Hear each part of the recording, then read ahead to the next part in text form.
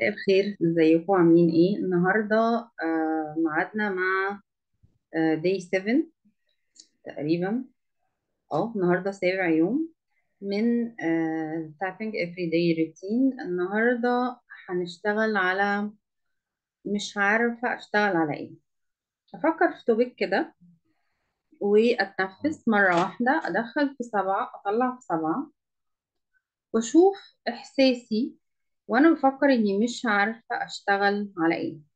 او لما باجي اتسال ايه الحاجه اللي احنا محتاجين نحلها، فبلاقي ان انا ما عنديش اجابه للسؤال ده، او بلاقي ان انا بجاوب اجابه معينه والاجابه دي بيتقال لي عليها لا، مش هو ده اللي يحل. فانا مش عارفه اشتغل على ايه.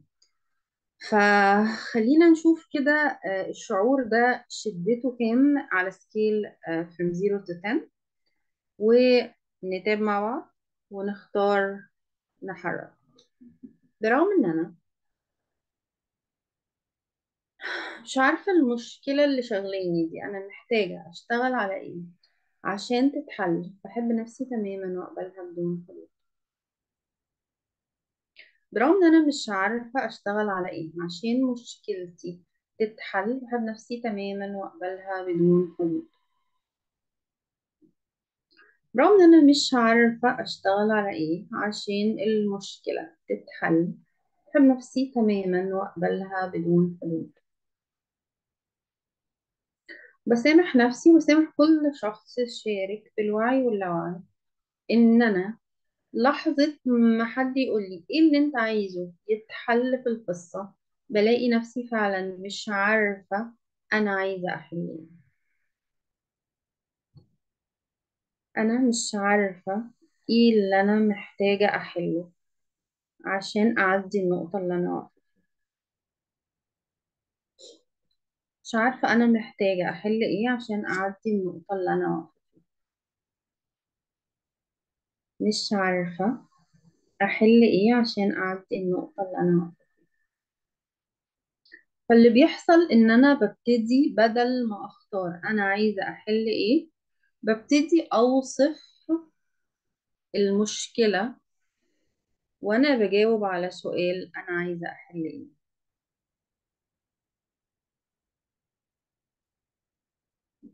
فبيكون تركيزي كله على المشكلة بس بيكون تركيزي على الحل.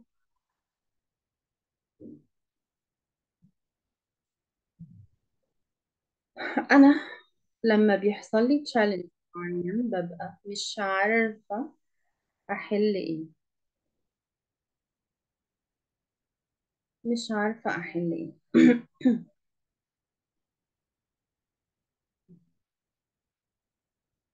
الإجابة اللي بقولها اللي بتكون أقرب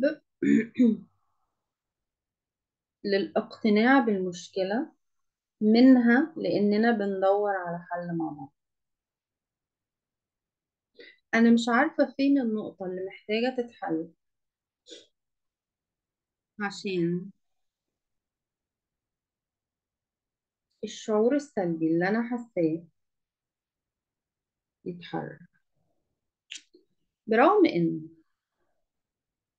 لو اتنفست مرة واحدة وتتبعت التنفس في جسمي، ده هيخليني أعرف كويس فين الجزء اللي فيه الاسترس اللي مضايقني. لو ركزت عليه أكتر هعرف نوع الشعور. بحب نفسي تماما وأقبلها بدون حدود. برغم إن أنا بعتبر إن القصة في إني أعرف إيه الحاجة اللي عايزة تتحل جوايا قصة صعبة جدا، بحب نفسي تماما وأقبلها بدون حدود. برغم ان انا بستسهل اني اشرح كلام من فوق الوش بدل ما اعرف ايه فعلا اللي محتاج يتغير جوايا. بحب نفسي فعلا واقبلها بدون حدود. انا بحب نفسي وانا مش عارفة ازاي اساعدها عشان احل النقطة دي. انا بحب نفسي، مش بعمل خطوات اللي تخليني احل النقطة دي.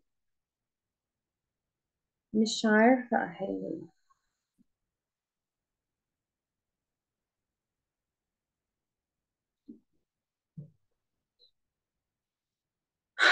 مش عارفة أحل.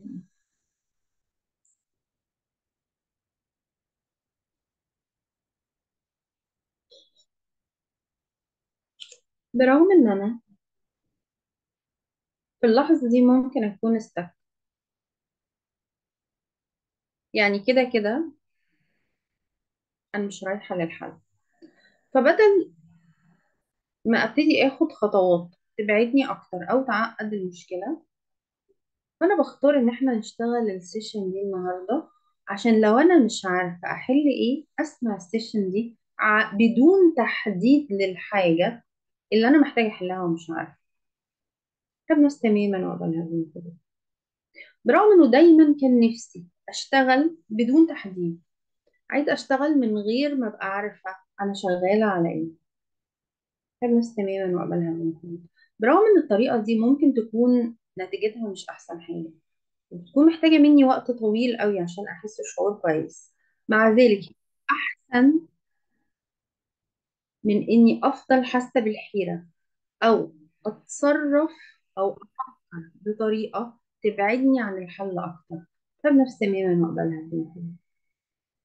ومع ذلك أنا ممكن أختار إني أتابع سيشن وأنا مش عارفة أحل إيه أو مش عارفة أتابع على إيه، وأختار إني أخد نتيجة برضو away or another. يعني أنا لو اخترت إن أنا أعترف إن أنا باخد نتيجة وأنا بتابع على نفسي، فمجرد ملاحظتي ايه اللي اتغير بعد السيشن حتى في حالتي النفسية، ده معناه ان انا قبلت اني اخد نتيجة حتى لو مش محددة الوقت. كل المعاني اللي وهي معايا خليني دايما اختار التعبير، حتى لو انا مش عارفة انا في اللحظة دي ايه اللي ممكن يحل المشكلة. رغم ان انا في لحظة معينة الطريقة اللي بحكي بيها my story to tell، الطريقة اللي بحكي بيها الحدوتة بتكون مش بتودي للحل، وانا ببقى عايزة اروح للحل. فابسط حاجة ممكن اعملها هنا ان انا اختار اتابع على نفسي وانا بحكي الحدوتة اللي هتوديني لعدم الحل. بحب نفسي تماما واقبلها بدون. انا مختارة ان التابنج وانا بحكي الحدوتة بتاعت عدم الحل يعمل ليميتيشن لعدم الحل. بحب نفسي تماما واقبلها بدون. أنا دلوقتي مختارة إني حتى لو اختياري عدم الحل، أنا بتابع الحدوتة باللغة اللي بحكيها بيها بنية الحل. مهما كنت مش عايزة أحل في اللحظة، أنا دايما ينفع أتابع على اللي أنا حاسة. مهما كنت مش عارفة أحل في اللحظة، أنا دايما ينفع أتابع على الحاجة اللي أنا مش عارفة.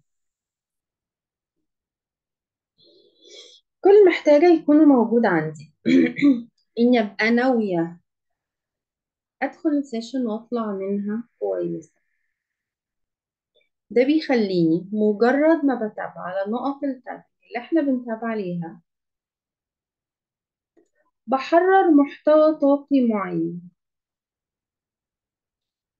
مسؤولة عنه أفكار معينة ممكن أكون في اللحظة دي أنا مش واعية بيها، بس مجرد دخولي السيشن دي معناها إني بدي permission إني أسمح للأفكار والمعاني اللي مسببالي الديسكomfort الحالي إنها تتحل،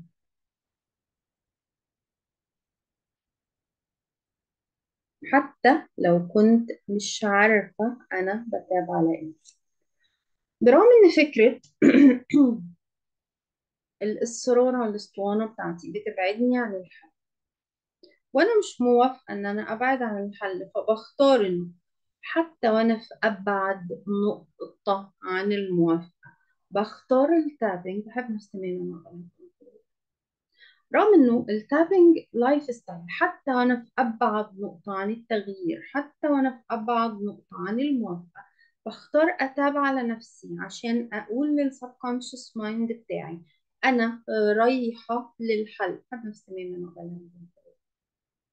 رغم انه حتى وانا مش عايزه احل، لساني مش عايز يحل، حدوتي مش عايزه تحل، بختار to tap myself formally، يعني جوه السيشن، مش وانا نايمه، مش وانا قاعده، مش وانا بتغدى، يعني زي ما احنا قاعدين كده، عشان ادي السبكونشس مايند بتاعي رساله اسمها انا قاعده اهو، وعاطيه ربع ساعه من وقتي، وممكن اعيد السيشن اكتر من مره، علشان افهم عقلي بس اني رايحه للحل، مع كل الاصوات اللي جوه عقلي اللي بتقول لي انا مش رايحه.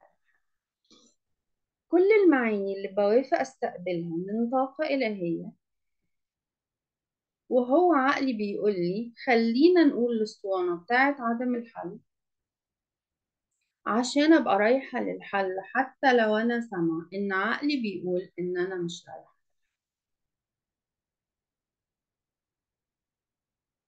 انا دلوقتي بختار الحل حتى لو انا مش واعيه ان انا مختاره الحل، بحب نفسي وبقبلها بدون. انا مختاره الحل حتى لو مش عارفه ايه اللي محتاج يتحل، وبحب نفسي تماما واقبلها بدون. انا الان بختار الحل، بختار الارتياح مع اختيار الحل حتى لو مش عارفه ايه اللي محتاج يتحل، بحب نفسي تماما واقبلها بدون. انا بختار الحل، التسامح مع الجزء اللي جوايا اللي مختار عدم الحل، الارتياح مع اختياري للحل قصاد إن كل الأصوات اللي جوايا بتختار عدم الحل، أحب نفسي تماما وأقبلها بدون حدود. نفس مرة واحدة، بدخل في 7 بطلع في 7 and let go. شوف اللي بدأنا بيه باقي منه كام، almost خلص. لكن بينفع دايما أرجع للسيشن دي في كل مرة أحس فيها إن أنا متلخبطة، أو إن أنا مش عارفة أحدد عشان أشتغل عليه. السيشن دي ممكن بعد كده تطلع لي حاجة تانية محتاجة شغل عليها، بدور في الجلسات واشوف الاسم اللي انا محتاجه له بشتغل عليه. اسمعها دلوقتي واسمعها مرة تانية بكرة الصبح ان شاء الله. شكرا.